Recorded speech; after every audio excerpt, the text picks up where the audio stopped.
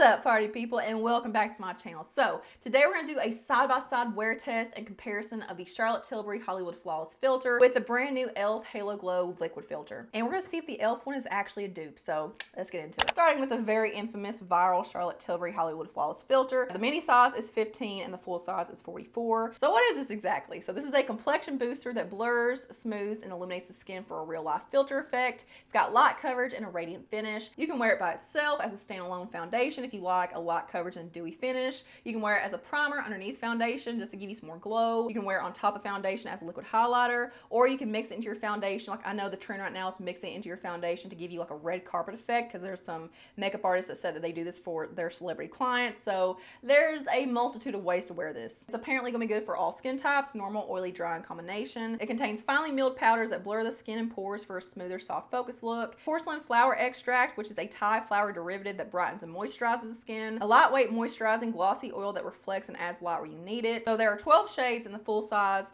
and 4 in the mini size. And they're pretty much always out of stock of the majority of the shades. So moving on to the e.l.f. Halo Glow liquid filter. This is a whopping $14. So in this one they have 8 shades versus the Charlotte Tilbury, which has, what was it, 12? It says the sheer formula works across all skin tones. You'll find multiple matches depending on the way you wear them. So like for each skin tone they have it broken down into where like each skin tone can wear 2 different shades, because it's not like a full coverage kind of product, so it doesn't have to be an exact match. But you're gonna see that they use a lot of the same wording as Charlotte Tilbury, which is actually kind of funny and a little weird. It says a full-size multi-purpose liquid glow booster infused with skin-loving ingredients to give your complexion a soft, focused, social filter effect in real life. It's enriched with squalane and hyaluronic acid. Squalane moisturizes, hyaluronic acid hydrates, and then check this out. It says finely milled powders that blur lines and pores for a smoother, soft, focused look. Does that sound familiar? It contains finely milled powders that blur the skin and pores for a smoother, soft, focused look. On the e.l.f., there is 1.06 fluid ounces of product.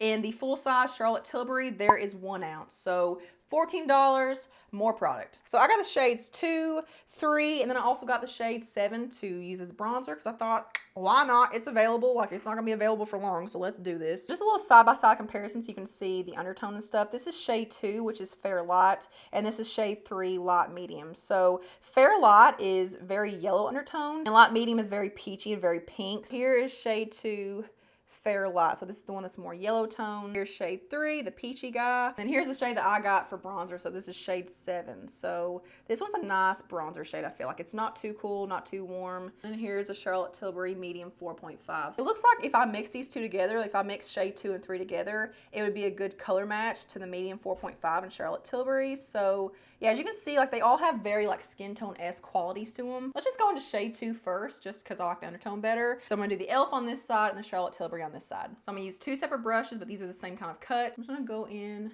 with a couple of swaps starting out. All right, so there's what one layer looks like with the e.l.f. So yeah, very, very sheer light coverage. It just kind of evened out my skin tone, my redness and stuff.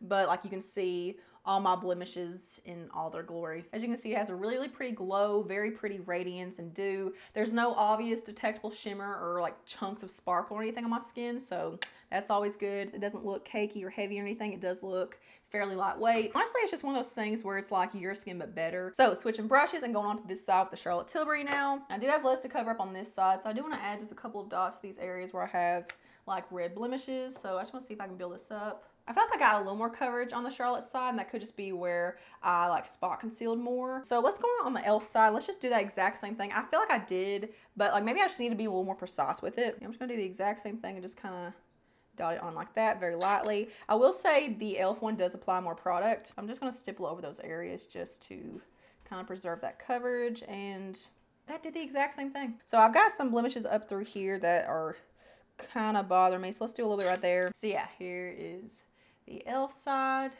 Here's the amount of glow and dew, and then here is the Charlotte Tilbury. So they look the exact same. The radiant sheen's the same. I feel like the coverage is pretty much the same. I will say the e.l.f. one is like a tad bit heavier looking, and I say that like very loosely because they're not heavy looking products. The Charlotte side just looks a tad bit thinner. Like I can see through my skin just a little bit more, but I mean, I may have applied a little bit more on this side. And plus, like I said, the wand on the e.l.f. one just applies more product. So I do want to point out that if you have very large pores like me, this won't really do you any favors. They both claim to be like very blurring to the skin, very soft focus effect, and I don't really see that. And you're typically not going to see that with dewy, glowy products because any kind of dew or glow emphasizes things. So I'm going to treat these like a foundation. So I'm going to do my concealer, my cheek products, and like I was going to do the darker shade for bronzer, but like if I put it on this side, like if it doesn't wear well, then I'm not going to know what's the culprit. So I think I'm just going to save this for a different video and just show you guys in like a new drugstore makeup video or something like that how this looks. So it's 4:15 right now. I did get done about 5 minutes or so ago, but we're just going to say 4:15. Who cares? Alrighty, here's a full face. I'm going to try to make this quick because I just got